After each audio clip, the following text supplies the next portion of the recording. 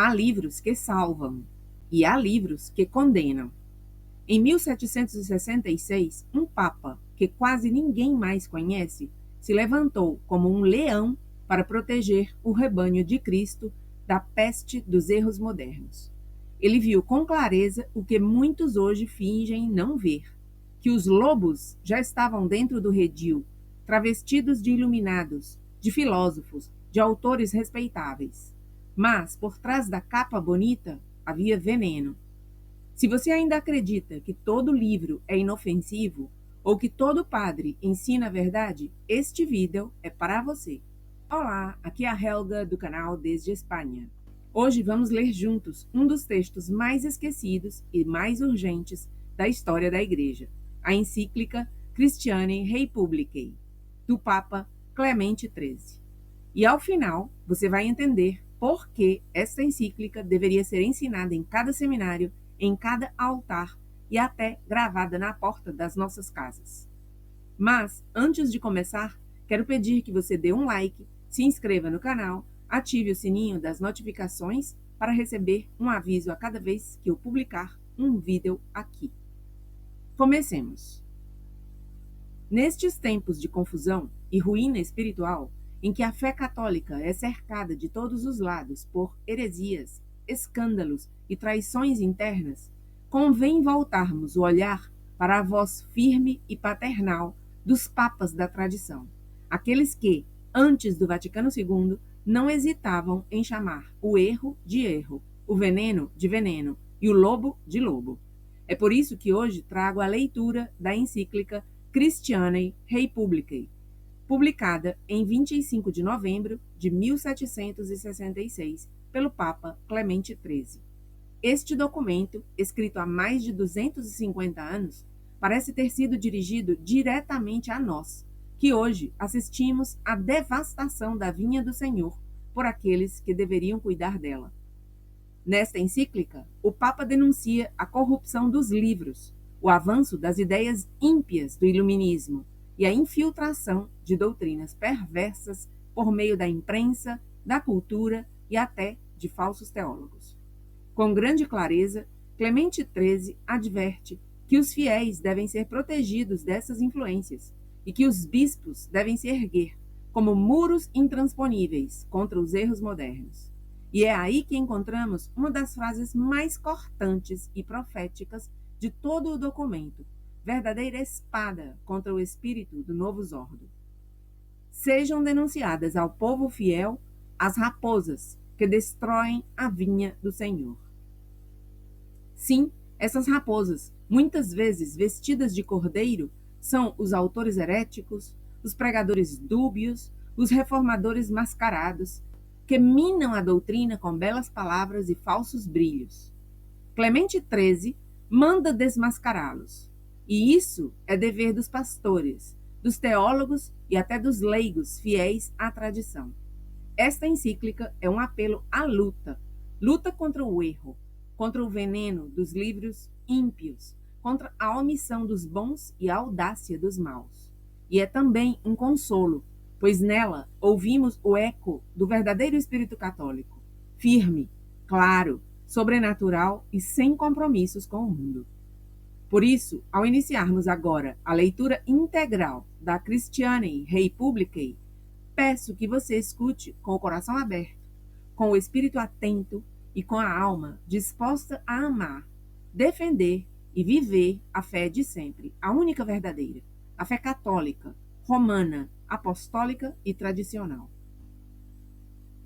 Encíclica Christianae Republicae, do Sumo Pontífice Clemente XIII. Aos veneráveis irmãos patriarcas, primazes, metropolitanos e a todos os bispos que gozam da graça e da comunhão com a Sé Apostólica. O Papa Clemente XIII, veneráveis irmãos, saúde e bênção apostólica. A salvação do povo cristão, da qual recebemos o encargo do príncipe dos pastores e bispo das almas, nos impele a vigiar atentamente para que a descarada e perniciosa licenciosidade dos livros, surgida de esconderijos secretos e que já vem causando graves e amplos danos, não se torne ainda mais prejudicial à medida que cresce, dia após dia. A execrável perversidade do erro e a audácia de homens inimigos que semeiam joio em abundância entre o trigo com escritos e palavras, sobretudo em nossos dias, se propagaram a tal ponto que, se não colocarmos o machado à raiz e não reunirmos em feixes os maus rebentos para lançá-los ao fogo, pouco faltará para que os espinhos da maldade, crescidos e desenvolvidos, tentem sufocar a plantação do Senhor dos Exércitos Celestes.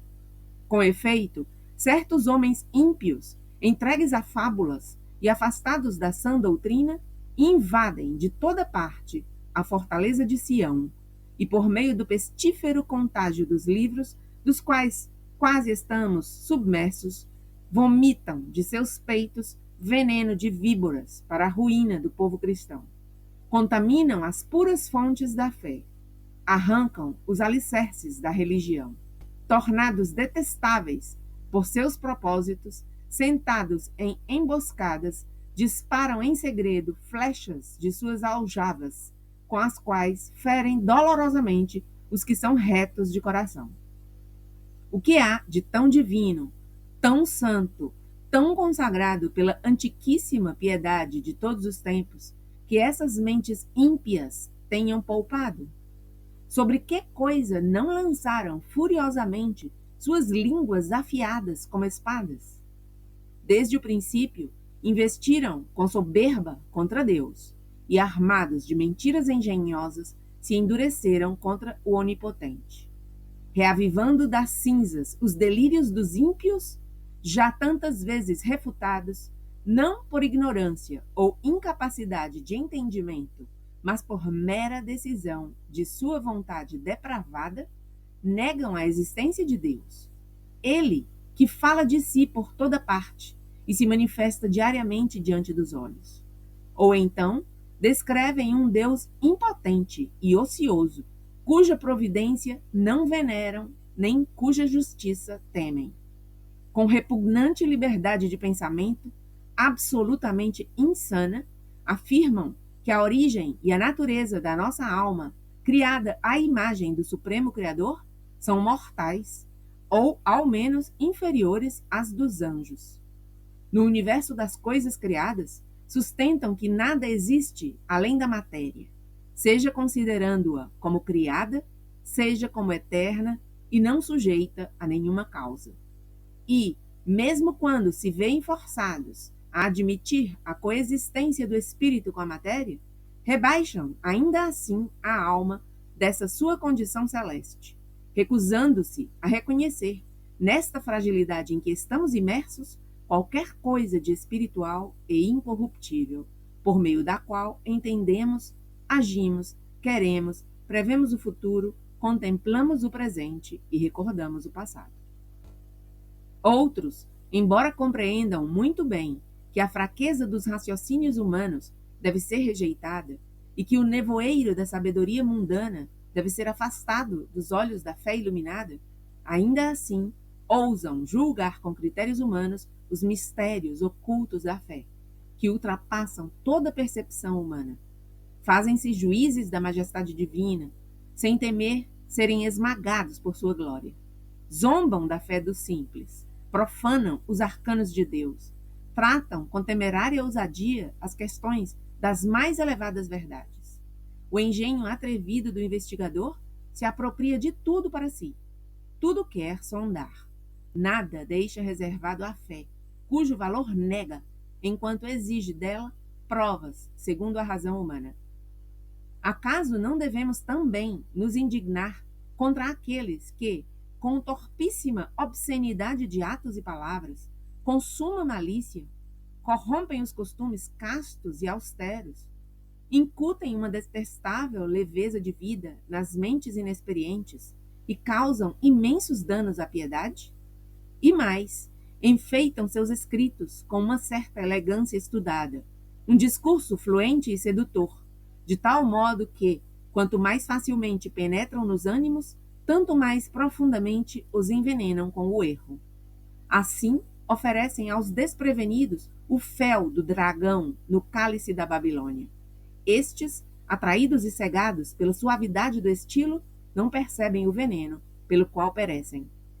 E quem, por fim, não será tomado por uma tristeza profundíssima ao ver que tais inimigos, rompendo todos os limites de modéstia e de respeito, imprimem livros ofensivos, ora abertamente, ora com disfarces ambíguos, lançando-se até contra a própria sé de Pedro, que o Redentor, o forte de Jacó, estabeleceu como coluna de ferro e muralha de bronze contra os príncipes das trevas? Talvez sejam movidos pela perversa intenção de que, uma vez atingida a cabeça, mais facilmente possam destruir os membros da igreja.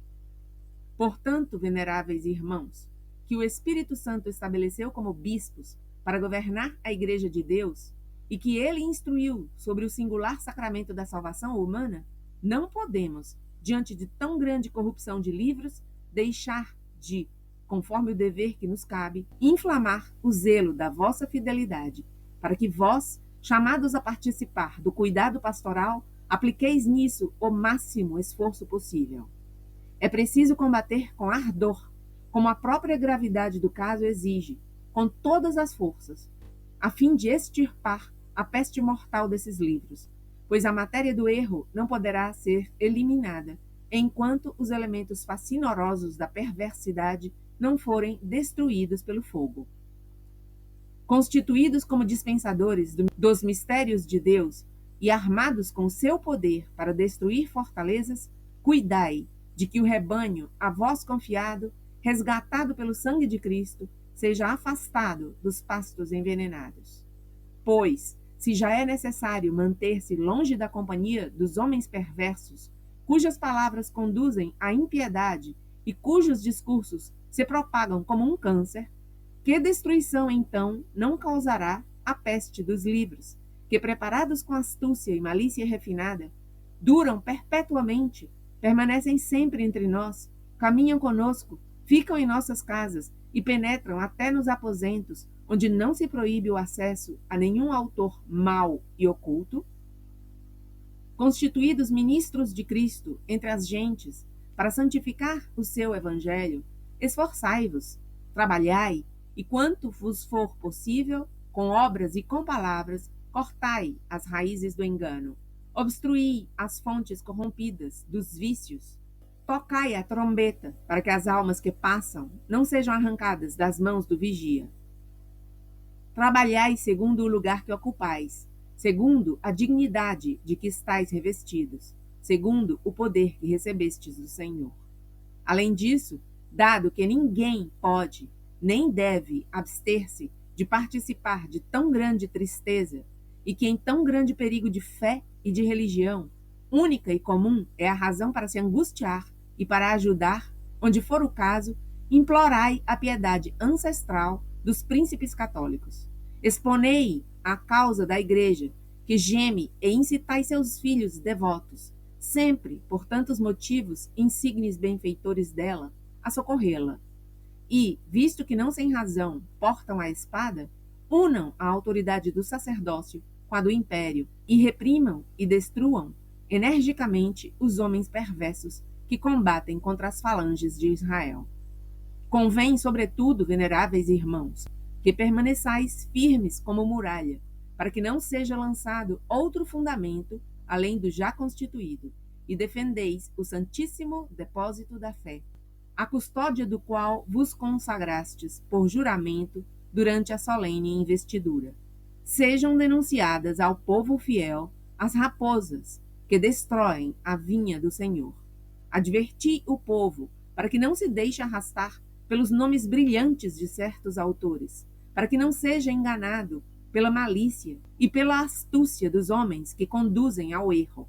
Em suma, deteste os livros nos quais se encontre algo que ofenda o leitor, que contradiga a fé, a religião, os bons costumes e que não reflita a honestidade cristã.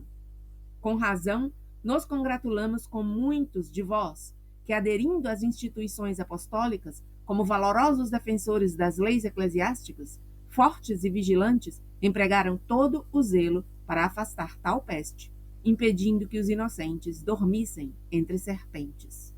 Certamente nós, que temos a responsabilidade de todas as igrejas e da salvação do povo cristão, não poupando esforços, esperamos, em tamanho perigo, ser ajudados por vós. Enquanto isso, na humildade de nosso coração, não cessaremos de invocar a Deus para que vos ajude, de seu santuário, a evitar a astúcia dos homens insidiosos e para que possais cumprir todas as funções do vosso ministério. Na expectativa desse desejado evento, muito voluntariamente impartimos a vós e ao vosso rebanho a bênção apostólica, dado em Roma, na Basílica de Santa Maria Maior, em 25 de novembro de 1766, no 9º ano do nosso pontificado.